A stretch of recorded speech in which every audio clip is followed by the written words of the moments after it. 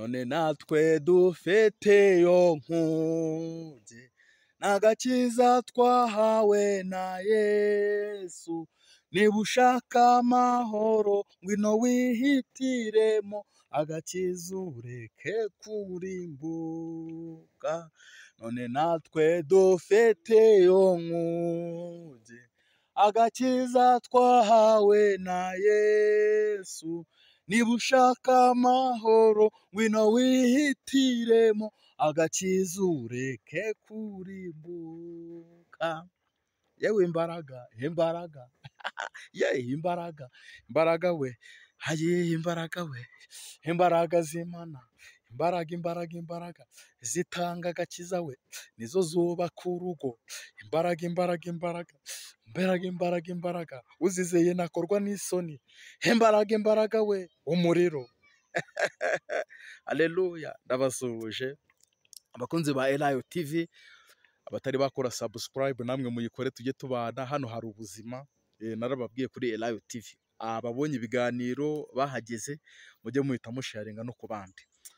Tuba twabakumbuye rero tukavuga ati twegere hafi twongere dukore ikindi kiganiro. Amen. Kadusenge ubundi tubwire Imana tuyobore muri iki kiganiro, imbaraga n'amavuta bibane natwe, ubundi twumve icyo Imana ivugana natwe, haba mu ijambo haba no mu nzozi. Kristo enebo enekotabo, tugushimiye imbabazi n'urukundo rwawe Kristo, tugushimiye uburinzi bwawe bukomeye, ubera hose icyarimwe. Uri i Burayi, muri Aziya, muri Oceania hose, muri Amerika hose, mu Rwanda, muri Afurika urahari, naho urahari ushimwe. Nyemera rero ubane natwe muri iki kiganiro, imbaraga zawe ziganze ibyatwibagiza toketabo n'imbaraga z'umwijima toka dayimoni mu izina rya Yesu. Umwuka wera n'umuriro wa Pentekote bitugoteza ko tabonemo ibitavuga Imana byose turacishije dutesha agaciro mu izina rya Kristo Yesu. Uganze utegeke utangirane natwe, usuzanye natwe, ibyatubangamira byose ukubitere kure nemonia, kandi iki kiganiro giherekeresha umwuka wera n'imbaraga zawe n'ibimenyetso Kristo mu izina kikuzanira iminyago rewerevo, kigusubirizamo abantu imbaraga nekotabo, kikuzanira abantu kuri Kristo. Urakoze kuri kumwe natwe wera mu izina rya Kristo Yesu. Amen. Haleluya. Tujye kuganira ku nzozi. Ndihuta ariko katubanze twashiramo ijambo ry'Imana. Ijambo ry'Imana muri Yesaya 40:29. Yesaya 40 ibice 40:29 haravuga ngo niyo ihineke ayiwe niyo ihinege abarambiwe kandi utibashije umwongeramo imbaraga. Hepfo haravanga abasore b'imigenda bazacogora baruhe, ariko abagutegereza bazasubizwamo intege nshya. Nshaka kuvuga ku mbaraga Imana ihabera, imbaraga zitava muri kawunga, mu muceri, imbaraga zitava mu bitoki, muri mayoneze n'ibi, imbaraga ziva nemone kotabo mu kwegera Imana ugasenga ukiyiriza ubusa. Igihe kimwe ngo Yesu ajyanwa n'umwuka mu butayu, aragenda ashaka imbaraga. Satani aramugerageza, ariko Yesu yibitse ku mbaraga. Yesu akazamubwira ati handitswe ngo, Satani akavuga ati mfukamire ndaguha iby'isi n'ibiki byose. Yesu akamubwira ati haranditswe ngo urajya uramya Uwiteka Imana rebonemo. Satani akavuga ati uvuye mu masengesho ufite inzara, fata iryo buye urihindura iki? Yesu akamubwira ati no, ntabwo umuntu atungwa n'umutsima gusa, atungwa n'ijambo ry'Imana. Umuntu wibitseho ijambo, imbaraga zo mu ijambo. Haleluya. Muri Zaburi 23 kuri 3 haravanga asubiza intege mu bugingo.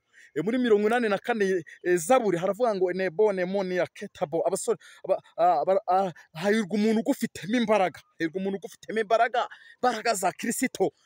Umuntu iyo yabuze izo mbaraga aratangira agakora y'ibiri bikanga, agatangira akajya mu nguti, agatangira akareba ibitarebwa. Ariko iyo ufite izi mbaraga uririnda, mwifurije izo mbaraga za tabolebo. Niba nta mbaraga ugifite za Kristo, imbaraga zo gusenga, zo kwirinda icyaha, zo gukiranuka ugatono ku kanini, niba utakizifite zakire. Ariko muri iyi minsi abantu barazitakaje, ndagusengera nawe watakaje izi mbaraga, Imana yongere izigusubiza. Tugiye gusobanura inzozi rero. Kurota umuntu agufotora, ukabona abantu baragufotoye mu nzozi. Hari igihe ubona none uri kwifotozanya na perezida w'igihugu runaka, mu perezida uwo ari we wese muri kwifotozanya, biba bishatse kuvuga iki? Cyangwa ukabona wenda uri gufotora abantu cyangwa bari kugufotora, ibyo bishatse kuvuga ngo iki? Abanze nasobanura gake tugende gake.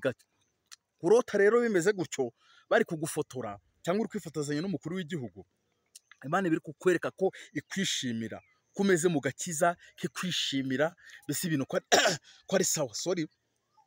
Muri iyi minsi nayo mperuka kujya mu iyerekwa, hari gurupe nyobora yitwa abanyamwuka n'abashaka kujyamo, mujye munyandikire tubashiremo, ntacyo bitwaye.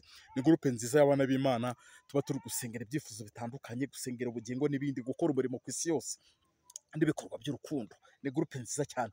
Mbona ndi kwifotozanya n'abanyamwuka umuntu ariko dufotora bane biri kuvuga ati ndabishimiye bana banje.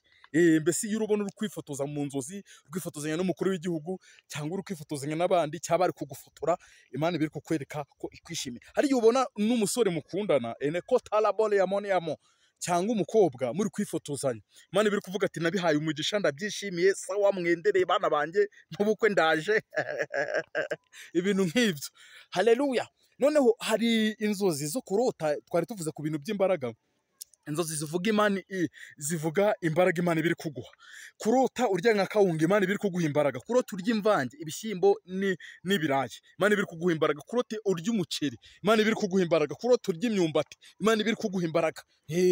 Aho n'amateke, ibyo byose Imana ibiri kuguha imbaraga mu buryo bwo mu mwuka, iri izigupangire mu izina rya Kristo Yesu. Noneho hari ikindi kintu, kurota uri kurya ibijumba, ntabwo ari imbaraga, ho ni intege nke.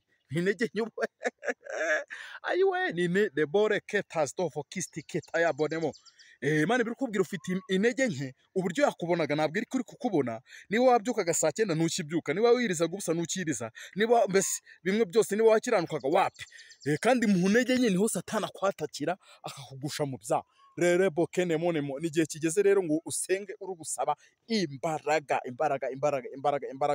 Rero niba urota uri kujya imvange, imyumbati, ibijumba nabisobanuye, ibyo byo kwifotoza ni ikimana ibiri gushaka kukubwira muri make. Nawe ujye ube maso, niba ari intege nke usenga usaba imbaraga, niba ari imbaraga uvuga ati Kristo ukeneye izindi.